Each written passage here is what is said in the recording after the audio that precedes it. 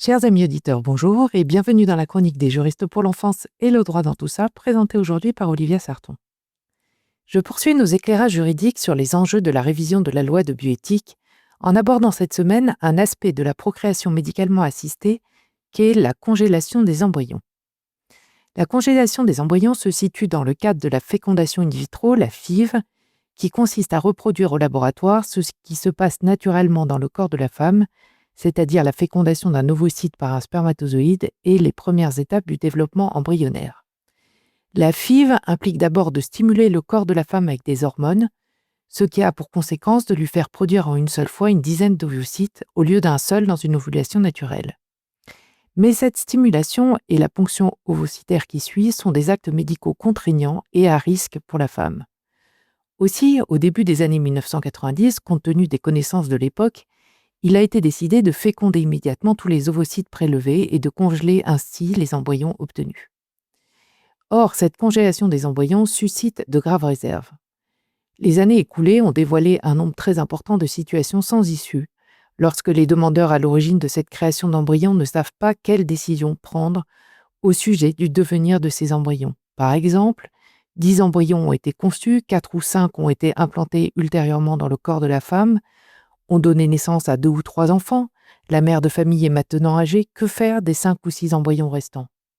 Ou encore, que faire lorsque l'homme décède avant l'implantation des embryons, ou en cas de désaccord du couple sur le devenir de ces embryons?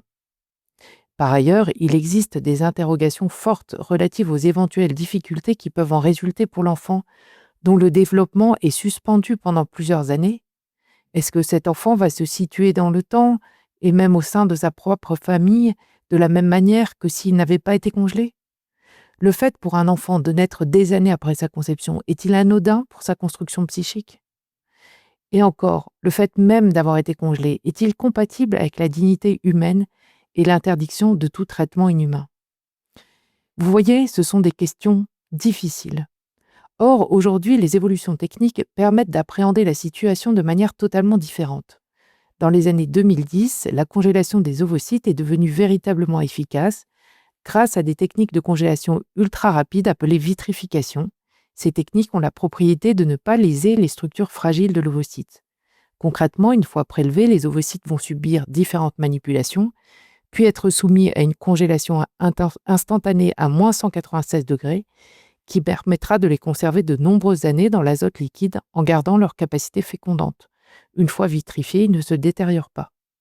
Et contrairement à la congélation des embryons, la vitrification, la conservation et même la destruction d'ovocytes n'emportent pas de difficultés éthiques. Alors la loi de bioéthique de 2011 avait posé l'objectif de privilégier les pratiques et procédés qui permettent de limiter le nombre des embryons conservés. Et pourtant, cet objectif n'est pas recherché par les équipes chargées de mettre en œuvre l'assistance médicale à la procréation. Et donc, il convient maintenant de tirer dans la loi les conséquences des progrès de la vitrification des ovocytes qui a fait ses preuves et d'interdire légalement la congélation des embryons. C'est ce que Juristes pour l'enfance a d'ores et déjà proposé au Comité consultatif national d'éthique. Vous aussi, lancez-vous dans la participation au débat préalable à la révision de la loi de bioéthique. Consultez le site internet des espaces de réflexion éthique de votre région.